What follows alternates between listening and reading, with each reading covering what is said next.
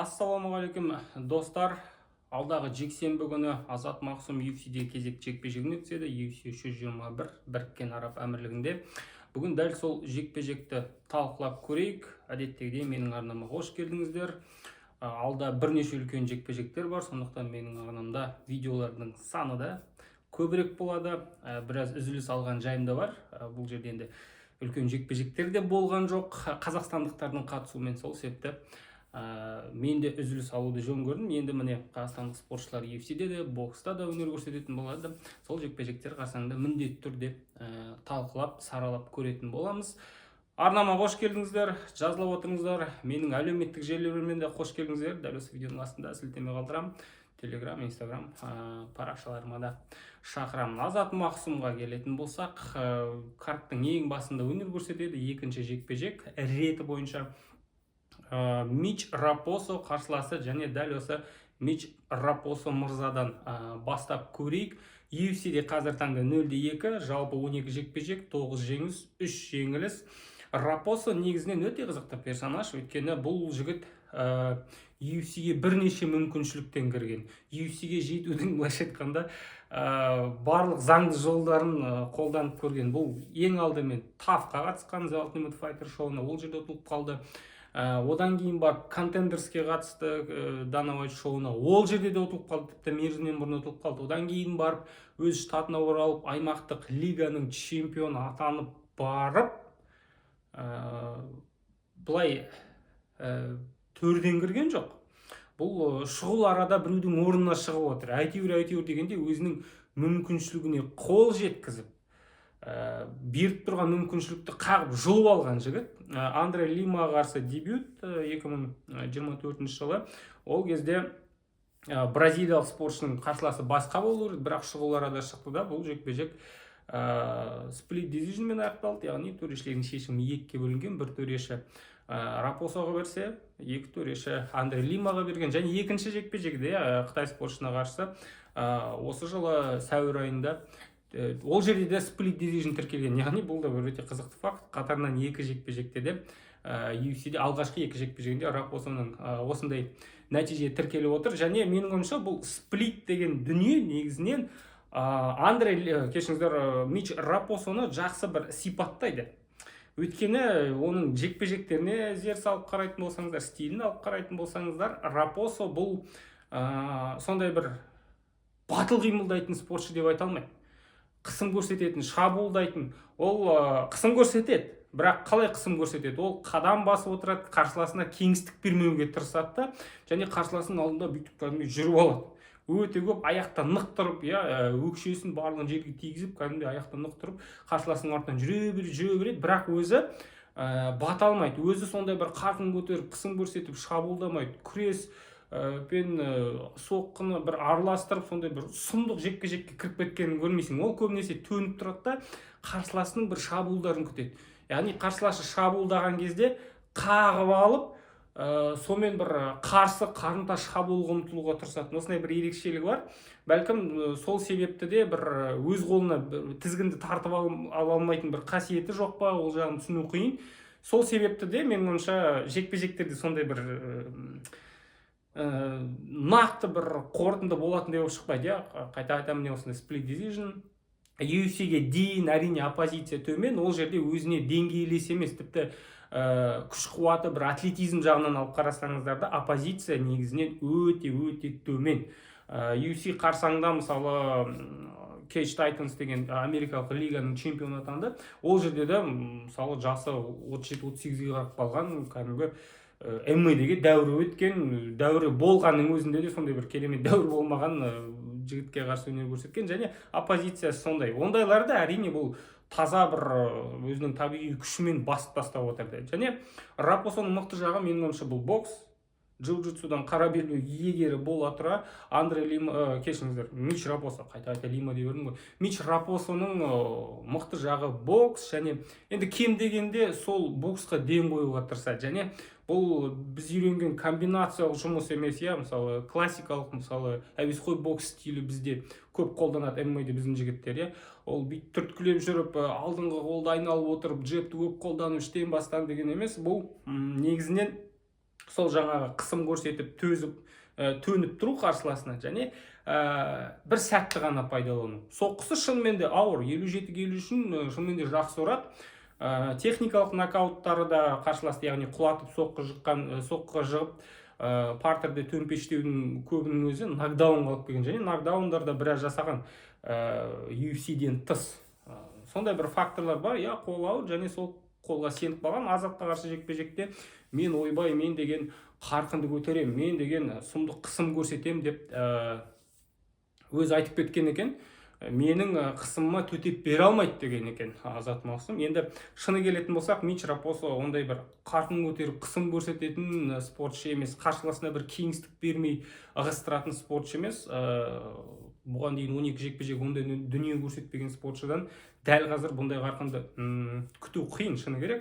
Бірақ бір жағынан 0-2 UFC-ден ертең арғы күні шығып кететін адам, сондықтан кім біледі, бәлкім шыға салып бірден тәуекел ететін шығар. Өйткені айттық қой, бұл жігіт UFC-ге әрең жеткен. Бұл шынымен де өз бір арманын қуып келген адам, егер психология, менталды жағын қозғайтын болса. Міне дәл осылай Мич Рапосо бұған дейін жекпе-жектердің шырқын бұзған, былайша айтқанда. Өйткені соққы жасайды, техникалық нокауттар жасайды, бірақ жекпе-жек өрбіген кезде сондай бір айтарлықтай динамика жоқ. Сол себепті де спlit дивизиондер тіркелген шығар. Азат Мақсұмға келейік. Азат Мақсұм бізде 17 жекпе-жек, 15 жеңіс, 2 жеңіліс, соңғы 2 жекпе-жек жеңіліспен аяқталды. Тайсон Немге қарсы жекпе-жек дебют кезінде спlit division, яғни төрешілердің шешімі 2-ге бөлініп ұтып алған еді. Бір нәрсеге қатты назар аударамыз. Бұл жерде Азаттың жекпе-жектерінің арасында, яғни бірінші мен екінші мен үшінші жекпе-жектердің арасында уақыт тым ұзақ. Бұл алғаш рет осыншама 2 жекпе-жектің арасы қысқа тіркеліп отыр. Азат 4 айдың ішінде міне 2-ші жекпе-жегін өткізгелі отыр. Тагир Уламбековке қарсы жекпе-жекті қозғамаса болмайды. Бұл жерде Тагирге қарсы шыққаннан кейін, естеріңізде болса, 1 айға жеткізбей анонс болды. Рапосоны берді, UFC 321-де төбелеседі деген сөз. Бұл не деген сөз? Яғни жекпе-жекті аяқталмай жатып, 2-ші жекпе-жек берсе, демек матчмейкерлер шынымен де Азатқа ырза деген сөз. Және қызып тұрған кезде, эмоция бар кезде, ұмытпай тұрған кезде саған келесі жекпе-жекте беріп жерді. Лагерден өтуге толықтай жақсы уақыт болды. Оған қоса бұл нөмірлі турнир, оған болса география да бар, әрине бізге жақын. Сондықтан бұл кішкене Азатқа былайша айтқанда плюс рахмет ретінде осындай жекпе-жек беріп отыр. Және Рапосоны ұтуға болады. Матчмейкингтің тұрғысынан да түсіндіруге болады. Бұл жекпе-жекте екеуі де қазір ұтылып келе жатыр. Соңғы жекпе-жектерінде қай жеңгені сол UFC-де қалады, қай жеңгені сол UFC-мен қоштасатын түрі бар. Әсіресе Азатқа қатысты, өйткені контракт бойынша бұл 4-ші жекпе-жек, яғни соңғы жекпе-жек. Ұтса, онда 2-2 UFC-де қалдыруға болады. Әсіресе Тагир Уламбековке қарсы жекпе-жек қалай өрбігенін болатын ескеретін болсақ, Чарльз Джонсонға қарсы ұтылғанның өзінде де бонус алды, жақсы жекпе-жек өткізген үшін. Сондықтан, Тагирге қарсы жекпе-жекте өзі сұранып, өзі мүмкіншілікті қолдан шығып алды. Матчмейкерлер бұны құптайды, өйткені әсіресе Тагир бұл шыны керек кішкене ыңғайсыздау қарсылас. Одан қорқады деп айту қиын, дивизиондағы жігіттер, бірақ көбі шыққысы келмейді, өйткені шынымен де ыңғайсыз қарсылас. Бұл фактор бар, әрине. Азатқа қайтып оралатын болсақ, енді толықтай лагерден өтті. Бұл шынымен де мүмкіншілік, және де бұл жігіт негізінен UFC-ге бір сондай сұмдық жетіліп, пісіп келген адам емес, сәл шекелеу болып жетті UFC-ге, және бұл жігітке UFC-де барып қана пісіп, өніп бір жетілу бұйырған екен. Соңғы 2 жекпе-жегін айттық. Джонсонға қарсы менің ойымша сәл сондай бір менсінбеушілік болды қарсыласын. Бірінші раундтан нокдаун болды, қылқынды бәсі болды, бірақ кейін өшіп қалды. Бұл сезілді. Бірінші раундтан ақы шығармай қазір мұнаны бітіріп тастаймын деп ой болған да шығар, бірақ кейін бұның қалай болғанын көрдік. Одан кейін барып шынымен де бір уайымдататындай, қобалжитындай жекпе-жекке шықты. Бұл Тагир Уламбековке қарсы, және менің ойымша дәл осы жекпе-жекте Азат өзінің патологын түсінді. Мен шынымен де топ 10-дағы, топ 15-тегі жігіттерге қарсы тәп-тәуір төбелесе алады екенмін. иә, мынау Хабибтің командасындағы жігіт екен, бірақ мен онымен теп-тең төбелесе алады екенмін, мен оған тіпті тейкдаун жасата алмайды екенмін деген сияқты. Тіпті кейбір сәттерде өз-өзіне толықтай сенбеген сияқты болып көрінді. Енді осының бәрін өтті, иә, былайша айтқанда тәкаппарлықты көрді жекпе-жек барысында, қарсыласты менсінбеу неменеге ұласатынын көрді, өз басынан қалай жоғары секіруге болатынын түсінді Тагир Уламбековке қарсы. Міне осы кезде пісіп өніп жетті. Міне менің ойымша Азат өзін шынымен де UFC-де көрсете бастайды. Ол үшін әрине Мич Рапосомен шаруаны тындыру керек. Одан кейін бұндай жігіттің UFC-де қалатынына менің күмәнім жоқ. Енді жекпе-жек қалай өрбиді, не болуы мүмкін деген сұрақтарға жауап беріп көрейік. Менің ойымша стилі жағынан Азатқа ыңғайлы. Әрине Рапосоның ауыр соққысы бар, кез келген кезде салып келіп жүруі мүмкін, бірақ Азат та бізде қатты тұратын жігіт екенін ұмытпайық.